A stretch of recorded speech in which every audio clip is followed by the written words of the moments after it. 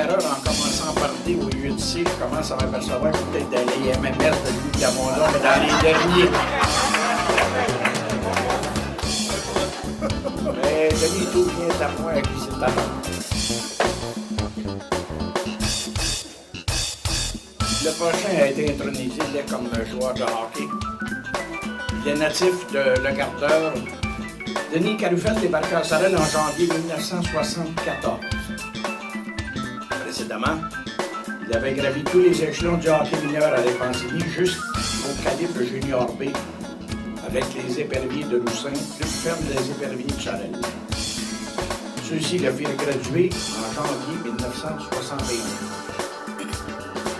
À cette époque, les éperviers ont été successivement dirigés par Ghislain Delage, Yvan Gingras et Paul Dufault. De 1971 à 1974, les éperviers représentaient la meilleure formation de la Ligue de hockey majeur du Québec. Cette équipe regorgeait de talents avec les Mondoux, Larouche, Cossette, Désiel, Bergeron, Desgagnés et Torresson. Denis Carufel n'avait pas le temps de glace souhaité. Denis Desgagnés suggéra de le transformer en défenseur. À cette position, il développa son plein potentiel de hockeyeur, si bien qu'en 1974, on le nomma sur la première équipe d'étoiles de la même ligue. En 1975, Denis fut repêché par Kansas City de la Ligue nationale de hockey et Québec de l'AMH. Il préféra les Nordiques. Il les signèrent à Lewiston de la East Coast League. Durant son séjour avec les éperviers, Denis avait complété des études collégiales. Au retour de Lewiston, il s'inscrivit à l'Université du Québec à Trois-Rivières en administration. Durant sa deuxième et troisième année universitaire, il se révéla le pivot défensif des Patriotes de l'UQTR.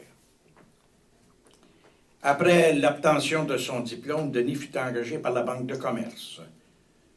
Suite à une rencontre avec Raymond Larivière, propriétaire de Sorel Autosuspension, Denis se fit offrir la gérance de ce garage, poste qu'il occupe depuis. Après sa saison à Lewiston, Denis rejoint la formation des Loisirs Banque qui comptait dans ses rangs Yves Cournoyer, Michel Deguise et Michel Désiel. Cette équipe balayait tout sur son passage dans plusieurs tournois intermédiaires en province. Denis joue toujours au hockey avec un groupe d'amis. Pour garder la forme, il fait régulièrement de la course à pied. Depuis plusieurs années, il participe aux 5 km de la Giblotte. Denis Carufel, un Sorellois d'adoption, bien établi dans sa nouvelle communauté. Aujourd'hui, nous le considérons comme un des nôtres. Nous l'accueillons avec plaisir au sein du Panthéon du hockey amateur de Sorel, mesdames, messieurs, Denis Carufel.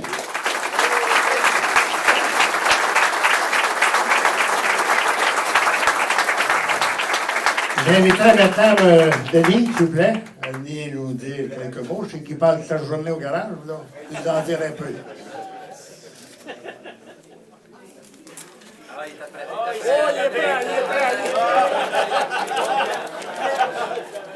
Daniel a mis la barre haute. Je suis très heureux d'être ici aujourd'hui avec vous. Je vous remercie de l'honneur que vous me transmettez. C'est très apprécié. Je me suis toujours considéré comme un joueur de hockey ordinaire qui a eu la chance de jouer avec des joueurs de hockey extraordinaires dans des équipes extraordinaires. On va dire puis en passant, je vais vous conter une petite anecdote qui confirme ça. À un moment donné, je me retrouve à l'hôpital à l'urgence. Puis il est 7 heures le matin, puis vous savez, à l'hôpital, il y a des rideaux, puis ils nous mettent tous dans des lits. Fait que le rideau est tiré, puis de l'autre côté, le docteur Smola, il arrive.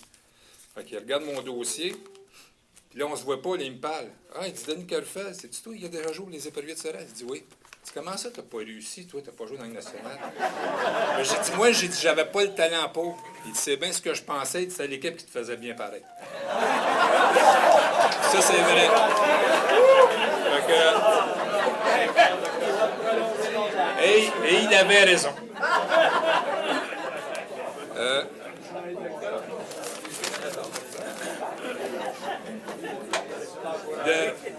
Ce que je suis le plus fier aujourd'hui, une de mes fiertés, c'est en arrivant à Sorel d'avoir su m'intégrer aux gens de Sorel et non pas le contraire. J'ai été chanceux parce que j'ai rencontré des gars, quand je suis arrivé dans les premières semaines, un gars comme Yves Lallier, un gars comme Henri Frappier, un gars comme Ticus Cournoyer, que tout le monde connaît, puis c'est des gens qui ne sont pas gênés. Ils nous présentaient aux autres, puis ça a été facile l'intégration. Puis moi, je suis bien fier de ça. Depuis 70, je suis à Sorel, puis j'adore ça. Présentement, j'ai une pensée pour ma famille, mon père, ma mère, mon frère et ma soeur.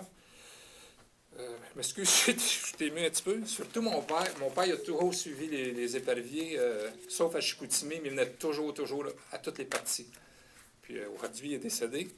Mais ma mère est toujours vivante, mon frère et ma soeur aussi, parce qu'ils restent loin, ils ne sont pas ici. Puis, présentement aussi, j'ai une pensée pour Mme Sivigny, la famille qui m'a accueilli quand j'étais ici à Sorel. Elle est décédée aujourd'hui. J'ai resté là 4-5 ans, puis c'était une deuxième famille pour moi. Puis Mme Sivigny, c'était ma deuxième mère. Fait que j'ai été très bien accueilli, puis j'ai été chanceux. Je voudrais ne pas oublier mon épouse qui est avec moi depuis 30 ans. Mes deux filles, mes deux jambes ne sont pas ici. Mon petit-fils qui se bouche les oreilles. Parce qu'il ne veut pas entendre ce que son grand-père a à dire. Je le remercie. Je remercie mon épouse. On est ensemble depuis 30 ans.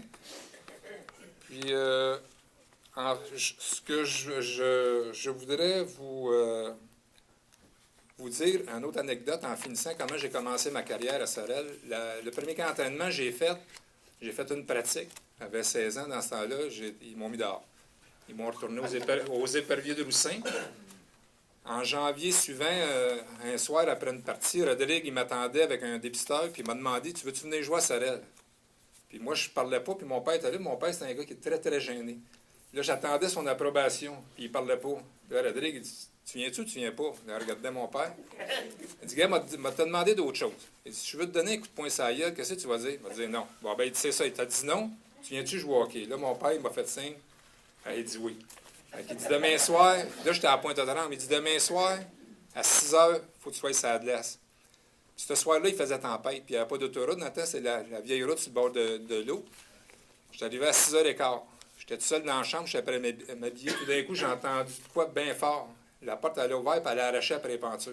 Là, Rodrigue est rentré, puis il m'a fait une crise. Là, moi, j'étais sur le bord de pleurer, puis d'enlever tout mon stock. Là, il a fait rentrer mon père, puis mon père, il riait un petit peu, mais pas trop. Fait que ça a commencé de même ma carrière à Sorel. C'est là que j'ai connu Rodrigue. Puis en passant, j'ai une pensée pour lui aussi. Je sais qu'il a mal fini sa carrière. Rodrigue, il y a beaucoup de choses qui sont dites sur lui. Mais moi, il m'a toujours inspiré le respect, puis il a fait de nous autres des bonnes personnes.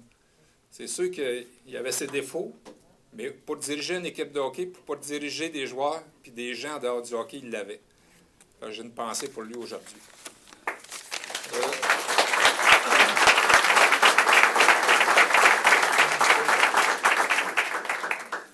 En terminant, je veux féliciter Gilles Péloquin. On se connaît, ça fait longtemps. Dès qu'il vient au parti, ça fait longtemps que je ne l'ai pas vu. Gilles, je suis heureux de te voir. Daniel, que je ne connaissais pas, je le félicite aussi pour son intronisation. Puis je veux remercier M. Desrochers et son comité pour l'organisation. Comme Daniel a dit, moi aussi, quand il m'a dit que j'étais en nominé, j'ai resté bien surpris. Je me suis dit, il n'y a plus personne sur la liste, il reste juste moi. Je vous remercie beaucoup tout le monde, puis je vous souhaite une bonne journée.